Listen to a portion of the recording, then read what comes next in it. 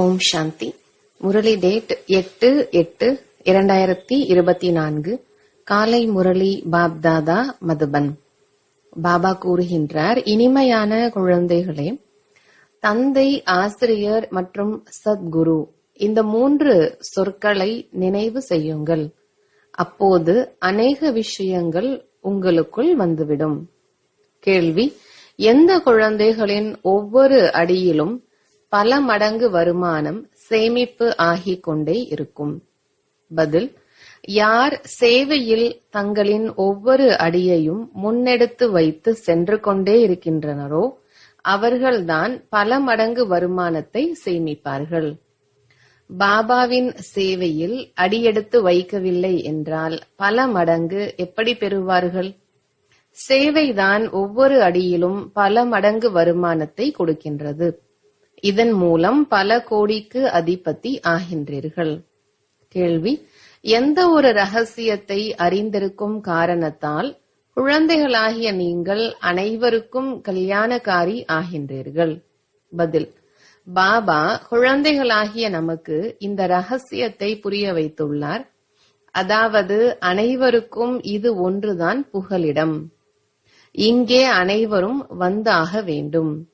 இது மிகவும் ஆழமான ரகசியமாகும். இந்த ரகசியத்தை அறிந்துள்ள குழந்தைகள் அனைவருக்கும் கல்யாணக்காரி ஆகின்றனர். ஓம் சாந்தி. ஆன்மீக தந்தையின் ஆன்மீக குழந்தைகள் என்பதை ஒவ்வொருவரும் அறிந்திருப்பார்கள். அதாவது பாபா நம்முடைய தந்தையாகவும் ஆசிரியராகவும் மற்றும் சத்குருவாகவும் இருக்கின்றார். குழந்தைகள் அறிவார்கள், அறிந்திருந்தும் கூட அடிக்கடி மறந்து போகின்றனர். இங்கே அமர்ந்திருப்பவர்கள் தெரிந்திருப்பார்கள் அல்லவா? ஆனால் மறந்து போகின்றனர். உலகத்தினரோ முற்றிலும் அறியாமல் இருக்கின்றனர். பாபா சொல்கின்றார், இந்த 3 வார்த்தைகளை மட்டும் நினைவில் இருந்தாலும் கூட அதிக சேவை செய்ய முடியும். கண்காட்சி அல்லது மியூசியத்திற்கு உங்களிடம் அநேகர் வருகின்றனர். வீட்டிலும் உற்றார் உறவினர் முதலானோர் அதிகமாக வருகின்றனர். யாராவது வந்தால் புரிய வைக்க வேண்டும். யார் பகவான் என சொல்லப்படுகின்றாரோ அவர் தந்தையாகவும் ஆசிரியராகவும் சத்குருவாகவும் இருக்கின்றார். இந்த நினைவு இருந்தாலே சரிதான். வேறு யாருடைய நினைவும் வரக்கூடாது. வேறு யாரையுமோ இது போல் சொல்ல முடியாது. குழந்தைகள், நீங்கள் அறிவீர்கள், நம்முடைய பாபா தந்தையாகவும் ஆசிரியராகவும் சத்குருவாகவும் உள்ளார். எவ்வளவு சுலபம்! ஆனால் ஒரு சிலருக்கோ அப்படிப்பட்ட கல் புத்தி உள்ளது. இந்த 3 வார்த்தைகள் கூட புத்தியில் தாரணை ஆவதில்லை. மறந்து போகின்றனர். பாபா நம்மை மனிதரிலிருந்து தேவதை ஆக்குகின்றார். ஏனென்றால் எல்லையற்ற தந்தை அல்லவா? எல்லையற்ற தந்தை என்றால் நிச்சயமாக எல்லையற்ற ஆஸ்தி தான் கொடுப்பார். எல்லையற்ற ஆஸ்தி தேவதைகளிடம் உள்ளது. இவ்வளவு மட்டுமே நினைவு செய்தாலும் கூட வீட்டிலும் சேவை அதிகம் செய்ய முடியும். ஆனால் இதையும் மறந்து விடுகின்ற காரணத்தால் யாருக்கும் சொல்ல முடிவதில்லை. அடிக்கடி மறந்து போகின்றனர். ஏனென்றால் முழு கல்பத்தினையும் மறந்துவிட்டனர். இப்போது பாபா வந்து புரிய வைக்கின்றார். உண்மையில் இந்த ஞானம் மிகவும் எளிமையானது. மற்றபடி நினைவு யாத்திரையின் மூலம் சம்பூர்ணமாவதில் முயற்சி உள்ளது. பாபா நம்முடைய தந்தையாகவும் கல்வி கற்பிக்கவும் செய்கின்றார். பவித்திரமாகவும் ஆக்குகின்றார். ஏனென்றால் பதீத்த பாவனர் தந்தை அனைவருக்கும் இதையே சொல்லுங்கள், அதாவது என்னை நினைவு செய்யுங்கள் என்பதை மட்டுமே பாபா சொல்கின்றார். பாபாவின் சேவையில் சிறிதும் அடியெடுத்து வைக்கவில்லை என்றால் அவர்கள் பிறகு பல மடங்கு வருமானத்தை எப்படி அடைவார்கள்? பல கோடிக்கு அதிபதியாகவோ சேவையின் மூலம்தான் ஆக முடியும். சேவைதான் ஒவ்வொரு அடியிலும் பல மடங்கு வருமானத்தை கொண்டு வருகின்றது. சேவைக்காக குழந்தைகள் எங்கெங்கிருந்தோ ஓடோடி வருகின்றனர். எவ்வளவு பேர் முன்னேற்றம் அடைந்து செல்கின்றனர். பல கோடியோ அவர்களுக்கு கிடைக்கும் தானே. இதையும் புத்தி சொல்கின்றது. முதலில் சூத்திரர்களை பிராமணர்களாக ஆக்க வேண்டும். பிராமணராகவே ஆகவில்லை என்றால் என்னவாக ஆவார்கள்? சேவை வேண்டும் அல்லவா? குழந்தைகளுக்கு சேவையின் செய்தி சொல்லப்படுவதே சேவைக்கான உத்வேகம் வரட்டும் என்றுதான். சேவையினால்தான் பல மடங்கு வருமானம் கிடைத்துள்ளது. ஒரு விஷயத்தை மட்டும் சொல்லுங்கள், உலகத்தில் வேறு யாரும் அறிந்திராதது. எல்லை அற்ற தந்தை அனைவருக்கும் தந்தையாக உள்ளார். ஆனால் தந்தை பற்றி யாருக்கும் தெரியாது. வெறும் வாயால் காட் ஃபாதர் என்று மட்டும் சொல்லிக் கொண்டிருக்கின்றார்கள். அவர் ஆசிரியராக உள்ளார் என்பதோ யாருடைய புத்தியிலும் இருக்காது. மாணவனின் புத்தியில் எப்போதுமே ஆசிரியரின் நினைவு இருக்கும். யார் முழுமையாக படிப்பதில்லையோ அவர்கள் படிக்காதவர்கள் என சொல்லப்படுவார்கள். பாபா சொல்கின்றார், அதனால் குறை ஒன்றும் இல்லை. நீங்கள் எதையும் படிக்காதவர்கள். இதையோ புரிந்து கொள்ள முடியும் அல்லவா? நாம் சகோதரன் சகோதரர்கள் என்று. நம்முடைய தந்தை எல்லையற்ற தந்தை. பாபா வருவதே ஒரு தர்மத்தை ஸ்தாபனை செய்வதற்காக. பிரம்மா மூலம் இதை செய்கின்றார். ஆனால் மனிதர்கள் எதையும் புரிந்து கொள்வது இல்லை. ஈஸ்வரன் ஒருபோதும் வந்திருக்கவில்லை என்றால் அவரை அழைப்பது ஏன்? ஹே லிபரேட்டர் வாருங்கள், ஹே பதீத பாவனா வாருங்கள் என்று பதீத பாவனரை நினைவு செய்கின்றனர். பிறகு சாஸ்திரங்களை ஏன் படிக்கின்றனர்? தீர்த்த ஸ்தலங்களுக்கு ஏன் செல்கின்றனர்? அங்கே என்னதான் இருக்கின்றது? யாரும் அறிந்திருக்கவே இல்லை. பதீத பாவனர் ஈஸ்வரன் இருக்கின்றார் என்றால் கங்கா ஸ்நானம் முதலியவற்றினால் எப்படி பாவனமாவார்கள்? சொர்க்கத்திற்கு யாராவது எப்படி போக முடியும்? ஜென்மம் இங்கேயேதான் எடுக்க வேண்டும். புது உலகம் மற்றும் பழைய உலகத்திற்கிடையில் வேறுபாடு உள்ளதுதானே. இந்த உலகத்தை சத்தியுகம் என சொல்ல மாட்டார்கள். இப்போதோ கலியுகம் அல்லவா? மனிதர்களுக்கோ முற்றிலும் கல் புத்திதான் உள்ளது. எங்கேயாவது கொஞ்சம் சுகத்தை பார்த்தால் உடனே சொர்க்கம் என நினைத்து விடுகின்றனர். இதை பாபா தான் புரிய வைக்கின்றார். பாபா நிந்தனை எதுவும் செய்வதில்லை, போதனை தருகின்றார். அனைவருக்கும் சத்கதியும் தருகின்றார். பகவான் தந்தையாக உள்ளார் என்றால் தந்தையிடமிருந்து நிச்சயமாக ஏதாவது கிடைக்க வேண்டும் அல்லவா? பாபா என்ற வார்த்தையும் அப்படிப்பட்டது. அவரிடமிருந்து ஆஸ்தியின் நறுமணம் நிச்சயமாக வருகின்றது. மேலும் எவ்வளவுதான் சித்தப்பா, பெரியப்பா, மாமா முதலானோர் இருந்தாலும் கூட அவர்களிடமிருந்து ஆஸ்தியின் மனம் வராது. உள்முகமாக இருந்து சிந்தனை செய்ய வேண்டும்.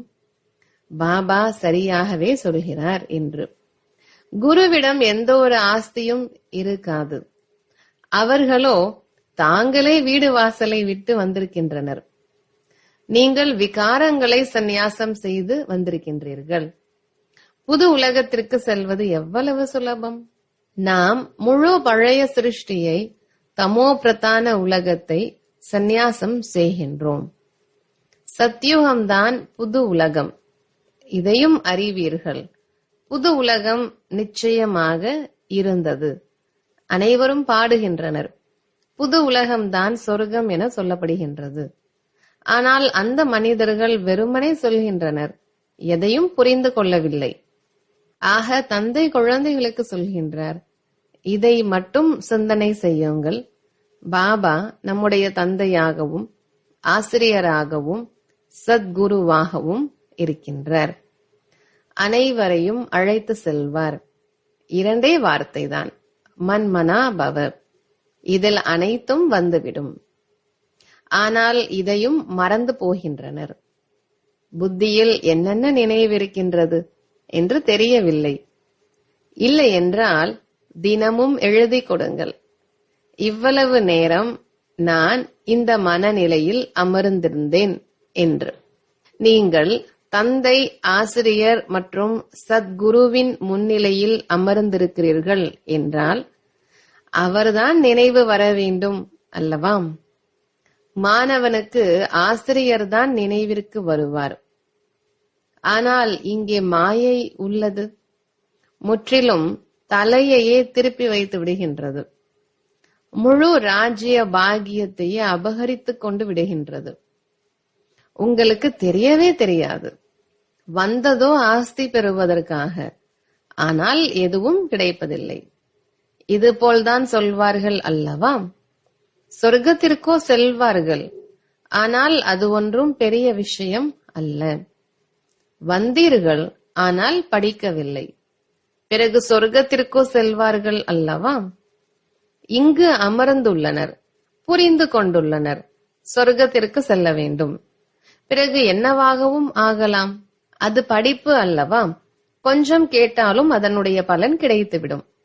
படிப்பினாலோ பெரிய பதவி கிடைக்கின்றது. பாபாவிடமிருந்து உயர்ந்ததிலும் உயர்ந்த பதவி பெற வேண்டும் என்றால் புருஷார்த்தம் செய்ய வேண்டும். படிப்பு நினைவில் இருந்தால் 84 பிறவிகளின் சக்கரமும் நினைவு வந்துவிடும். இங்கே அமர்வதால் அனைத்தும் நினைவு வர வேண்டும். ஆனால் இதுவும் கூட நினைவு வருவதில்லை. நினைவு வந்தால் யாருக்காவது சொல்வார்கள். சித்திரங்களோ அனைவரிடமும் உள்ளன. சிவனுடைய சித்திரத்தை வைத்து நீங்கள் யாருக்காவது சொல்வீர்கள் என்றால் ஒருபோதும் கோபப்பட மாட்டார்கள். சொல்லுங்கள், வருவீர்களானால் உங்களுக்கு சொல்வோம். இந்த சிவன் எல்லையற்ற தந்தை அல்லவா? இவரோடு உங்களுக்கு என்ன சம்பந்தம்? அது போன்ற தவறான சித்திரம் இருக்க முடியாது. சிவனை பகவான் என்று நிச்சயம் சொல்வார்கள். பகவான் நிராகாரராக இருக்கின்றார். அவர் தந்தை என அழைக்கப்படுகின்றார். அவர் கல்வியும் கற்பிக்கின்றார். ஆத்மாவாகிய நீங்கள் போதனை பெறுகிறீர்கள். ஆத்மாதான் அனைத்தையும் செய்கின்றது. ஆசிரியராகவும் ஆத்மாதான் ஆகின்றது. பாபாவும் இந்த ரதத்தில் வந்து படிப்பை கற்றுத்தருகின்றார். சத்யுகத்தை ஸ்தாபனை செய்கின்றார். அங்கே கலியுகத்தின் பெயர் அடையாளமே இருக்காது. மனிதர்கள் எங்கிருந்து வருவார்கள்? சேவாதாரி குழந்தைகளுக்கு நாள் முழுவதும் சிந்தனை ஓடிக்கொண்டே இருக்கின்றது. சேவை செய்யவில்லை என்றால் புரிய வைக்கப்படுகின்றது. புத்தி வேலை செய்யவில்லை. புத்தியற்றவர் அமர்ந்திருப்பது போல் இருக்கும். தந்தையை புரிந்து கொள்ள முடிவதில்லை. பதீத்த பாவனராகிய பாபாவை நினைவு செய்வதன் மூலம் ஆஸ்தி கிடைக்கும். நினைவு செய்து செய்து இறந்து விட்டால் தந்தையின் அனைத்து ஆஸ்திகளும் கிடைத்துவிடும். எல்லையற்ற தந்தையின் ஆஸ்தி சொர்க்கமாகும். குழந்தைகளிடம் பேட்ஜ் உள்ளது. வீட்டில் உற்றார் உறவினர்களோ அநேகர் வருகின்றனர். யாரேனும் இறந்தால் கூட அநேகர் வருகின்றனர். அவர்களுக்கும் கூட நீங்கள் நல்ல சேவை செய்ய முடியும். ஷோ பாபாவின் சித்திரம் மிக நன்றாக உள்ளது. பெரியதாகவே வைத்துக் கொள்ளுங்கள். இதில் யாரும் எதுவும் சொல்ல மாட்டார்கள். இவர் பிரம்மா என்று சொல்ல மாட்டார்கள். இவர் குப்தமாக உள்ளார். நீங்களும் குப்தமாக புரிய வைக்க முடியும். சிவனுடைய சித்திரத்தை மட்டும் வையுங்கள். மற்ற அனைத்து சித்திரங்களையும் எடுத்து விடுங்கள். இந்த சிவபாபா தந்தையாக, ஆசிரியராக, சத்குருவாக இருக்கின்றார்.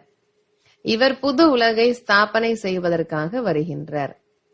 அதுவும் சங்கம் யுகத்தில்தான் வருகின்றார். இந்த ஞானம் புத்தியில் உள்ளது அல்லவா? சொல்லுங்கள், சிவபாபாவை நினைவு செய்யுங்கள். வேறு யாரையும் நினைவு செய்யாதீர்கள். சிவபாபா பதீத்த பாவனன்.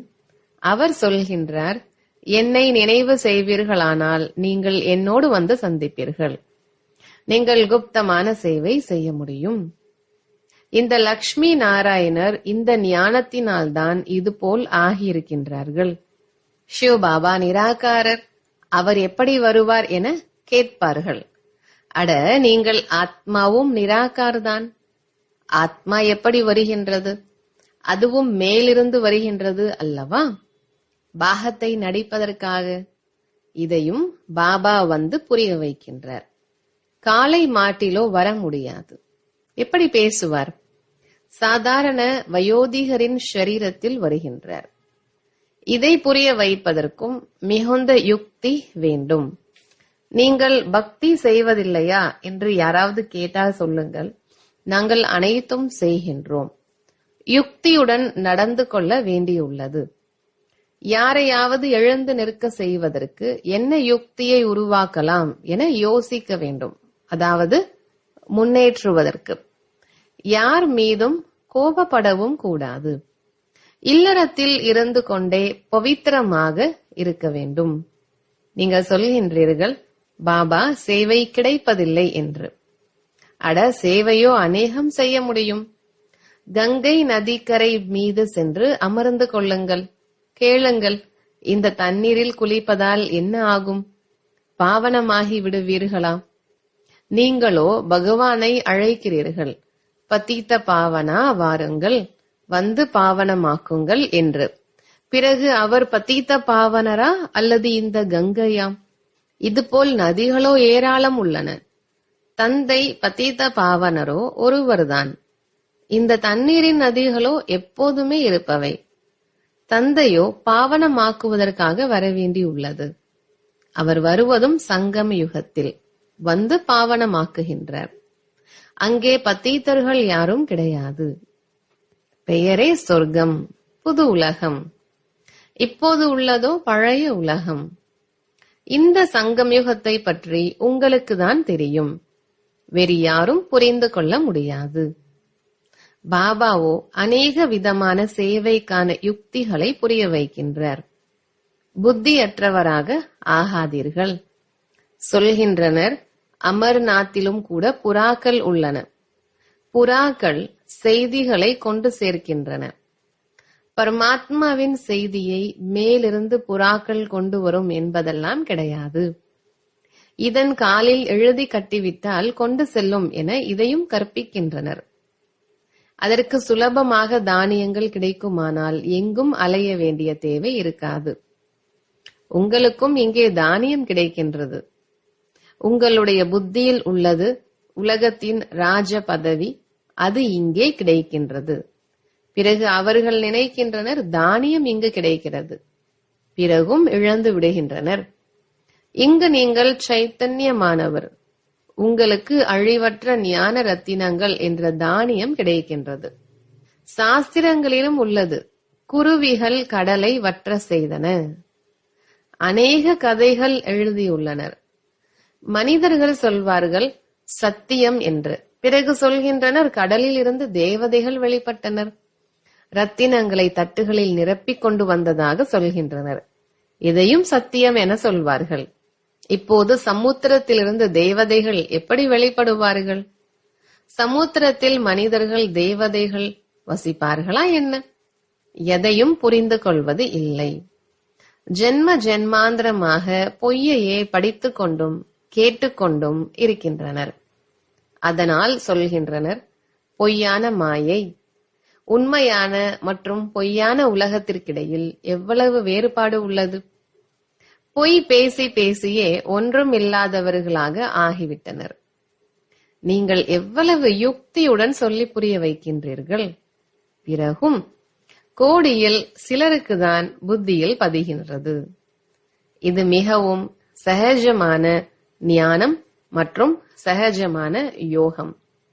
தந்தை ஆசிரியர் சத்குருவை நினைவு செய்வதன் மூலம் அவருடைய போதனைகளும் புத்தியில் வந்துவிடும். தன்னை சோதித்தறிய வேண்டும். நாம் அனைவரும் பாபாவை நினைவு செய்கின்றோமா அல்லது வேறு பக்கம் புத்தி செல்கின்றதா? உங்களுடைய புத்திக்கு இப்போது ஞானம் கிடைத்து விட்டது. எவ்வளவு இனிமையிலும் இனிமையான விஷயங்களை பாபா புரிய வைக்கின்றார். யுக்திகள் சொல்கின்றார். நீங்கள் யாருக்காவது அமர்ந்து புரிய வைத்தால் உங்களுக்கு விரோதியாக மாட்டார்கள். சிவ பாபா தான் உங்களுடைய தந்தை, ஆசிரியர், சத்குருவாக உள்ளார்.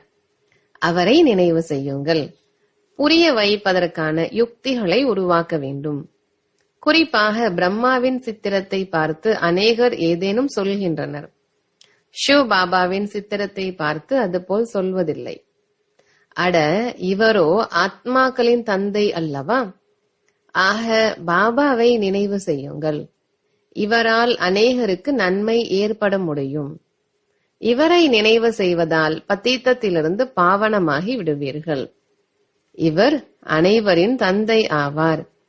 ஒரு தந்தையை தவிர வேறு யாருடைய நினைவும் வரக்கூடாது. மற்ற சேர்க்கையை எல்லாம் விட்டு ஒரு சேர்க்கையில் இணைய வேண்டும். இவை யாருக்காவது நன்மை செய்வதற்கான யுக்திகளாகும். பாபாவை நினைவு செய்யவே முடியவில்லை என்றால் எப்படி பாவனமாவீர்கள்? வீட்டிலும் கூட நீங்கள் அதிக சேவை செய்ய முடியும். அநேக உற்றார் உறவினர் முதலானோர் உங்களுக்கு கிடைப்பார்கள். வெவ்வேறு யுக்திகளை உருவாக்குங்கள். அநேகருக்கு நன்மை செய்ய உங்களால் முடியும். புகலிடமோ ஒன்றுதான். ஆகவே எங்கே செல்வார்கள்? நல்லது. இனிமையிலும் இனிமையான தேடி கண்டெடுக்கப்பட்ட செல்ல குழந்தைகளுக்கு தாயும் தந்தையுமாகிய பாப் தாதாவின் அன்பு நினைவுகள் மற்றும் காலை வணக்கம். ஆன்மீக குழந்தைகளுக்கு ஆன்மீக தந்தையின் நமஸ்காரம். தாரணைக்கான முக்கிய சாரம். முதலாவது, இல்லற விவகாரங்களில் மிகவும் யுக்தியுடன் நடந்து கொள்ள வேண்டும். யார் மீதும் கோபப்படவும் கூடாது. பவித்திரமாக அவசியம் ஆக வேண்டும். 2, ஒரு பாபாவிடம் அழியாத ஞான ரத்தினங்களின் மணிகளை பெற்று தனது புத்தி என்ற பையை நிரம்பியதாக வைத்திருக்க வேண்டும். புத்தியை அலையவிடக் கூடாது. இறை தூதர் ஆகி அனைவருக்கும் பாபாவின் செய்தியை கொடுக்க வேண்டும். வரதானம்: எல்லையில்லாத வைராகிய உள்ளுணர்வு மூலம் அனைத்து பற்றிலிருந்தும் விடுபட்டு உண்மையான ராஜரிஷி ஆகுங்கள். விளக்கம்: ராஜரிஷியின் பொருளே ஒரு புறம் ராஜ்யம், மறுபுறம் எல்லையில்லா வைராகியம் உள்ள ரிஷி. ஒருவேளை எங்கேயாவது தன் மீதோ மனிதர் மீதோ பொருட்கள் மீதோ பற்று இருப்பின் அவர் ராஜரிஷி அல்ல. ஒருவர் எண்ணத்திலேனும் சிறிதளவு பற்று இருக்குமாயின் அவர் இரு படகில் கால் வைத்தவர் ஆவார். அவர் இங்கும் இல்லாது அங்கும் இல்லாதவராவார். ஆகவே ராஜரிஷி ஆகுங்கள். எல்லையில்லா வைராகியம் உள்ளவர் ஆகுங்கள். அதாவது ஒரு தந்தையின்றி வேறு யாரும் இல்லை என்னும் பாடத்தை உறுதி செய்யுங்கள். ஸ்லோகன்: கோபம் அக்னி போன்றது. அது தன்னையும் எரித்து பிறரையும் எரித்து விடுகின்றது. நல்லது. ஓம் சாந்தி.